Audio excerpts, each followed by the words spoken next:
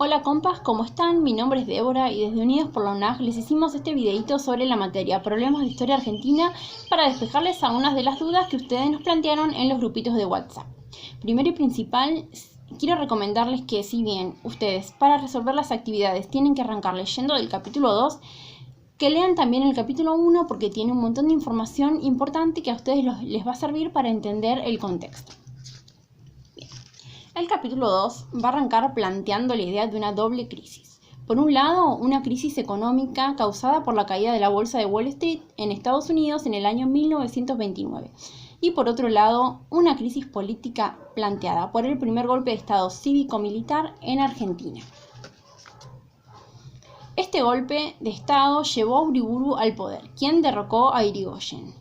Muchas de las explicaciones de por qué triunfó este golpe de Estado las vamos a encontrar, por un lado, en el cuestionamiento al sistema democrático, no solamente en Argentina, sino a nivel mundial.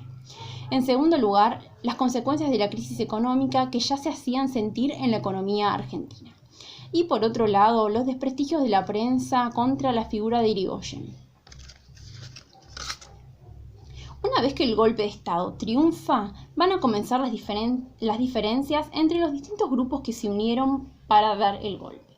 Por un lado vamos a tener a los nacionalistas, quienes querían reformar la Constitución y organizarse en sistemas políticos corporativistas. Esto quiere decir que querían que las corporaciones manejaran el rumbo del país y de la economía.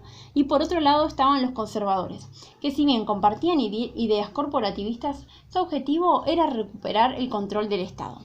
Finalmente se van a imponer los conservadores y vamos a entrar en una época a la que conocemos como la Restauración Conservadora. Esta restauración conservadora va a tener cambios a corto plazo. ¿Cuáles serán esos cambios? Por ejemplo, a la hora de votar y reaparece el fraude como práctica política. Esta restauración conservadora va a estar de la mano de tres presidentes. Por un lado, Justo, desde 1932 hasta 1938, Ortiz, desde 1938 hasta 1941, y por último, Castillo, desde 1941 hasta 1943, quien finalmente es derrocado por otro golpe de Estado. Vamos a tener una década llena de conflictos. Por un lado, va a haber un control total de los comicios y de sus resultados por parte de los conservadores. Esto quiere decir fraude y violencia a la hora de votar. Entonces, el sistema del voto va a perder legitimidad. La gente va a dejar de creer en el sistema democrático. Esta década la vamos a conocer como la década infame. ¿Por qué? Por los escándalos de corrupción, por los negocios de la carne, por la venta de terrenos y los sorteos de la lotería, todas prácticas fraudulentas. En resumen, este golpe de Estado cívico-militar se conoce así ¿por qué? Porque primero unió a diferentes actores.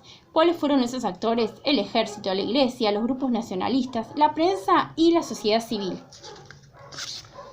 Entonces, vamos a tener cambios a largo plazo. Por ejemplo, la restauración conservadora, los conservadores van a volver a manejar el rumbo del país, la anulación de libertades, vamos a tener una época de violencia, fraude y corrupción. Estos gobiernos, mejor dicho, tuvieron diferentes manifestaciones de autoritarismo. ¿Cuáles eran esas manifestaciones? En primer lugar, la clausura del Congreso, intervenciones en las provincias, intervenciones en las universidades, va a haber estado de sitio, ley marcial que va a incluir juicios y asesinatos, censura y represión. Esperamos que este videito les haya gustado y les haya aclarado algunas dudas. Si les quedó alguna duda, me hablan en el grupito de WhatsApp.